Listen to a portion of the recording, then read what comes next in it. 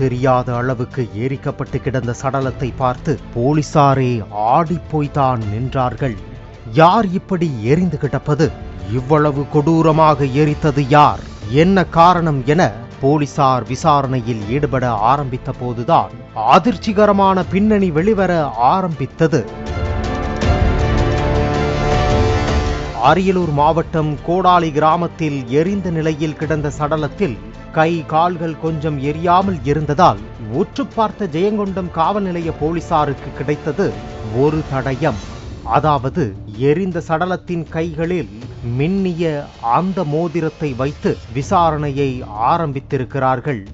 அப்போதுதான் தஞ்சாவூர் மாவட்டம் பந்தநல்லூர் காவல் நிலையத்தில் ஒருவரை கடந்த 28ஆம் தேதியிலிருந்து காணவில்லை என புகார் கொடுக்கப்பட்டிருந்தது ஜெயங்கொண்டம் போலீசாருக்கு தெரிய வந்தது. காணாமல் போன நபர் தஞ்சாவூர் மாவட்டத்தைச் சேர்ந்த தனியார் நிறுவனத்தில் பணிபுரியும் வசூல் ஆபீசர் சிவா என்பது தெரிய வந்தது. அந்த மோதிரம் சிவாவின் மோதிரம்தான் என உறுதிப்படுத்தினார்கள் அவரது உறவினர்கள். இதனைத் தொடர்ந்து மேலும் விசாரித்த போது அரியலூர் மாவட்ட ஜெயங்கொண்டம் அருகே உள்ள கோடாலி கிராமத்தில் உள்ள மகேஷ் என்பவர் வீட்டிற்கு கடைசியாக வந்தது தெரிய வந்தது. கடைசியாக உங்க வீட்டுக்குத்தான் வந்திருக்கார் சிவா.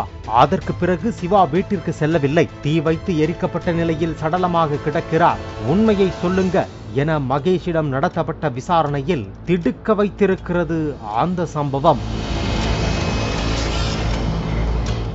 அதாவது மகேஷ் வாங்கிய டயோட்டா காருக்கு 4 மாத தவணை தொகை 52,000 ரூபாயை வசூலிப்பதற்காக வந்துள்ளார் சிவா.